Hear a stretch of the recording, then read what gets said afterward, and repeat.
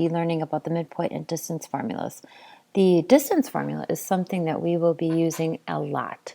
Now, I am not a big believer in memorizing, so you will learn more about the fact that you get to use a note sheet on your tests and quizzes, and also when you do your recaps for your homework, which I will talk more about those. But so get your note sheet out, and again, just remind you that I will be going through this quick, and you just need to pause this as you see fit.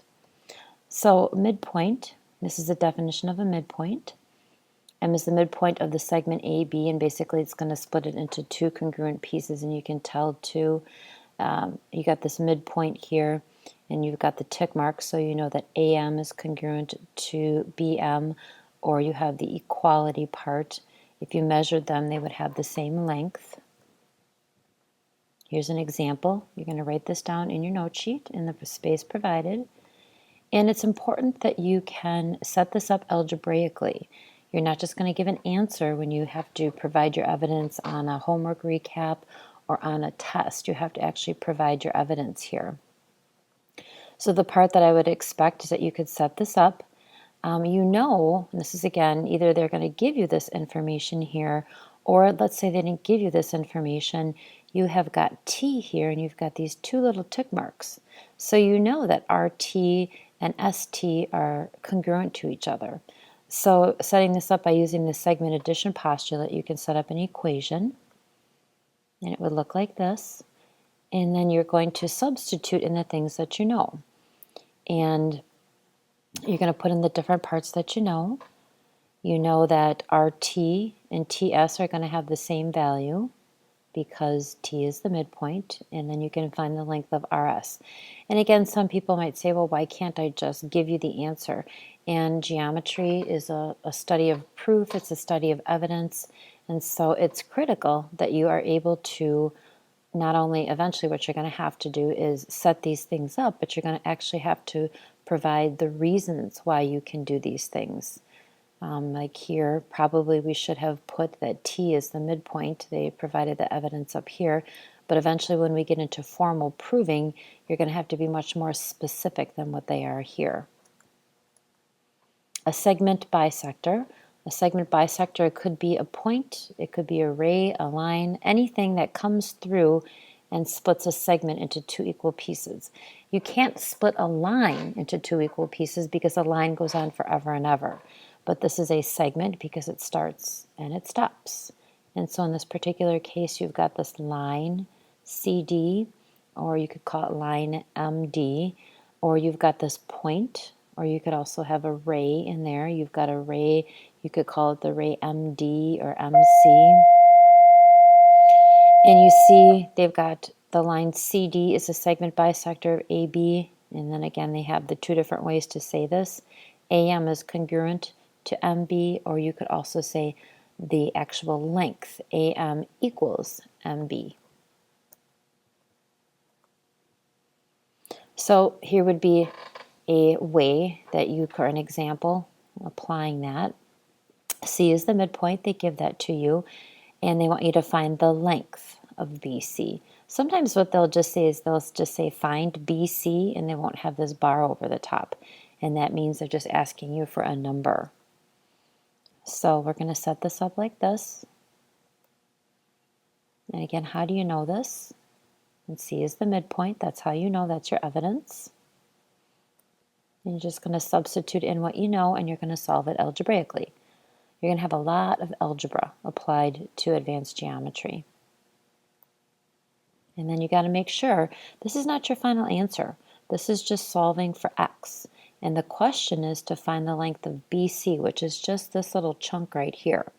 You also got to make sure you read the questions real carefully. Sometimes they might ask for BC, sometimes they might ask for CD, they might ask for BD. So just make sure you're answering the question appropriately. So when you substitute it in, you get that it's 13. And here's an example with the answer. So again, none of the work is shown here, but just like in the previous slide, you should try to set this up, work it out. Obviously the answer is here, but make sure you can do this on your own and you can get this appropriate answer. So right triangle, the Pythagorean theorem, something that will be used a real lot. So hopefully you remember in a right triangle you have the hypotenuse, which is across from the right angle. It's always going to be the longest side, and you have two legs. They will be the shorter sides. Sometimes they're congruent, sometimes they're not. And then the good old Pythagorean theorem, and you have, typically we think of this like it's a squared plus b squared equals c squared. So probably it'd be a good time to pause this and write this down in the space provided in your note sheet. This should be a review. The midpoint formula. Don't use this a lot, but the midpoint formula. This is going to be where you're going to, again, try to find the middle of a point. This is when you're on a coordinate plane. And this is actually going to be not a number. When you get a final answer for this, it's going to be an ordered pair. And that's a mistake that a lot of people make. Sometimes people get this mixed up with slope. Sometimes people get this mixed up with distance formula. But when you get a final answer for this, if you notice right here, you're taking the x coordinates and you're adding them up. You're dividing by 2. You're taking the y coordinates, you're adding them up, and you're dividing by 2. This little number right down here, how I say this is x sub 1 plus x sub 2. That just means the first x plus the second x divided by 2. Here, this just means the first y plus the second y divided by 2. And your answer should be in a ordered pair. You get an x and a y.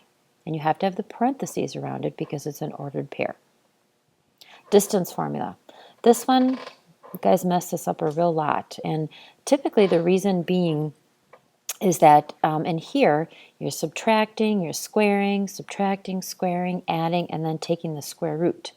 And this is something I see lots and lots of mistakes on. Just simple, simple, simple arithmetic errors.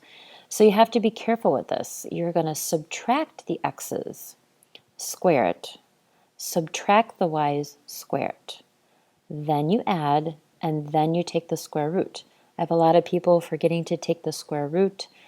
Just goofy mistakes on this sort of stuff. You should never, ever, ever get a negative number because all of this stuff is going to be positive.